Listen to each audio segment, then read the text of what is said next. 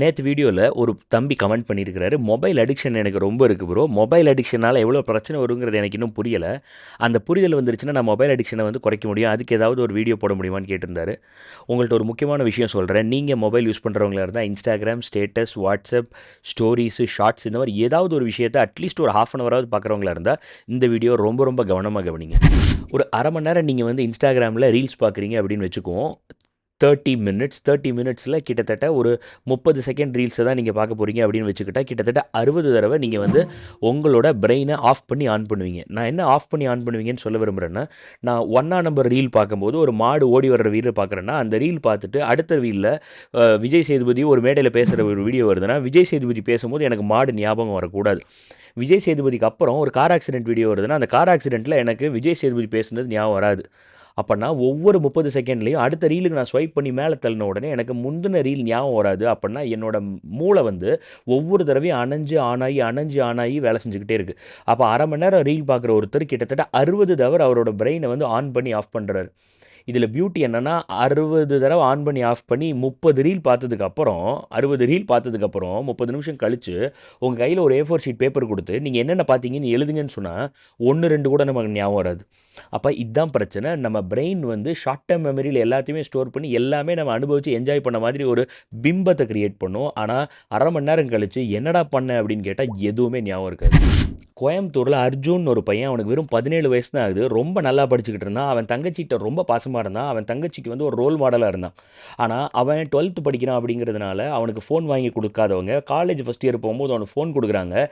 தினமானா சரி ராத்திரியானா சரி எந்த வித்தியாசமே தெரியாமல் எப்பயுமே அவன் ஃபோன் பார்த்துட்டு இருந்தான். விளைவு என்னாச்சுன்னா அவனால் ஒழுங்காக படிக்க முடியலை, கான்சென்ட்ரேட் பண்ண முடியலை. 30 செகண்டுக்கு அவனோட பிரெயின் ஆஃப் பண்ணி ஆன் ஆகுது. டீச்சர் சொல்லிக் கொடுக்குறது அவனுக்கு புரியலை. புரிஞ்சாலும் அது வந்து அவனோட மெமரியில் நிற்கலை. அவன் தங்கச்சி அவள் ஸ்கூலில் இருக்கிற பிரச்சனையை சொல்கிறா. அவன் வந்து ரியாக்டே பண்ண மாட்டேங்கிறான். அவளுக்கு அவனால் அண்ணனா எந்த விதமான விஷயமும் பண்ண முடியல. அப்பா அம்மாவுக்கு எல்லாமே புரியலை.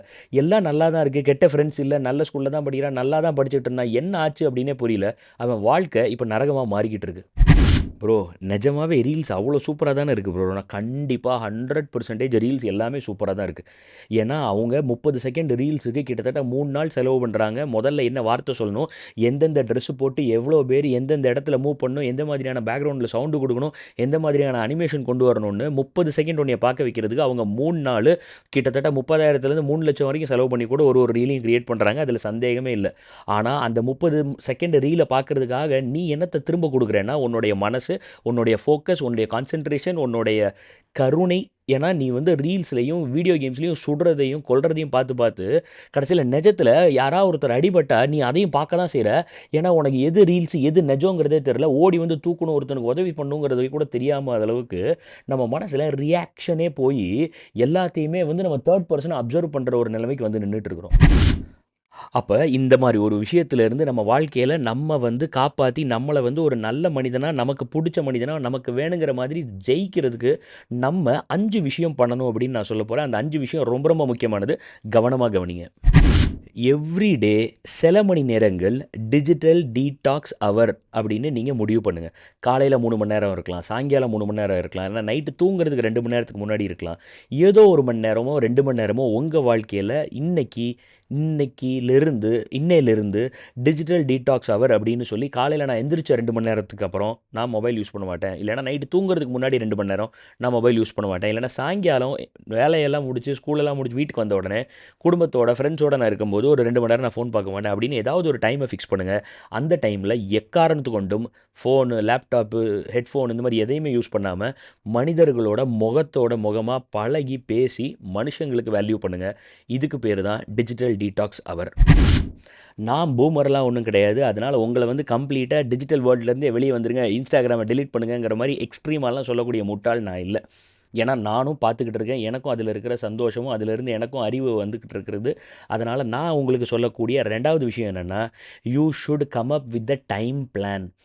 நீங்கள் வந்து இந்த நிமிஷத்துலேருந்து இந்த நிமிஷம் வரைக்கும் அரை மணி நேரம் இவ்வளோ தடவை நான் வந்து இந்த ஆப்புக்கு இந்த வெப்சைட்டுக்கு நான் டைம் ஸ்பெண்ட் பண்ண போகிறேங்கிறத முதல்லையே ப்ரீ டிசைன் பண்ணுங்கள். அந்த 1/4 மணி நேரமோ அரை மணி நேரமோ அந்த டைம் மட்டும்தான் நீங்கள் பார்க்கணும்.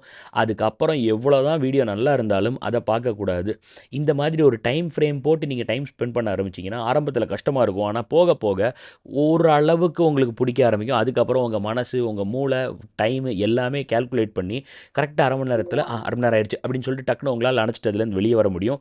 அப்போ நீங்கள் அரை மணி நேரத்துக்கு போனால் அரை மணி நேரம் மட்டும்தான் இருப்பீங்க. 1/4 மணி நேரத்துக்கு போனால் 1/4 மணி நேரம் மட்டும்தான் இருப்பீங்க. ஃப்ரீயாக இருக்கிற நேரத்துலலாம் எடுத்து அந்த ஆப்பை நோட் பண்ணி இப்படி தள்ளிக்கிட்டு இருக்க மாட்டீங்க. இதான் வந்து 2வது பாயிண்ட். இந்த பெரிய பெரிய சக்ஸஸ்ஃபுல்லான ஆளுங்க எல்லாருமே பண்ணக்கூடிய இந்த 3வது விஷயம் என்னென்னா டீப் ஒர்க். டீப் ஒர்க் அப்படின்னா இப்போ நம்ம எப்படி வாழ்கிறோன்னா காலையில் கொஞ்சம் நேரம் அந்த வேலை பார்ப்போம், சாயங்காலம் இந்த நேரம் பார்ப்போம், அந்த ஃப்ரீயாக இருக்குன்னு இதை பார்ப்போம், இந்த அதை பார்ப்போம். இது எல்லாமே வந்து அப்படியே பொதுவாக நினச்ச நேரத்தில் எல்லாத்தையும் பண்ணிக்கிட்டு இருக்கிறோம்.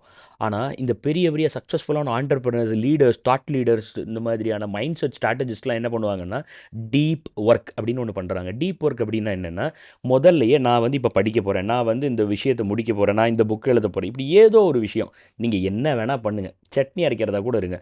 ஆனால் அந்த பண்ணுற வேலையை அந்த பண்ணுற டைமை முதல்லையே முடிவு பண்ணி இந்த நிமிஷத்துலேருந்து கரெக்டாக 1 மணி நேரத்துக்கு இல்லை இந்த வேலை முடிகிற வரைக்கும் நான் வேறு எந்த வேலையும் பார்க்க மாட்டேன் அப்படின்னு முடிவு பண்ணி அந்த விஷயத்தை மட்டும் பண்ணுவாங்க. அந்த விஷயத்தை முடிக்கிற வரைக்கும் வேறு வேலையை தொட மாட்டாங்க, யோசிக்கவும் மாட்டாங்க.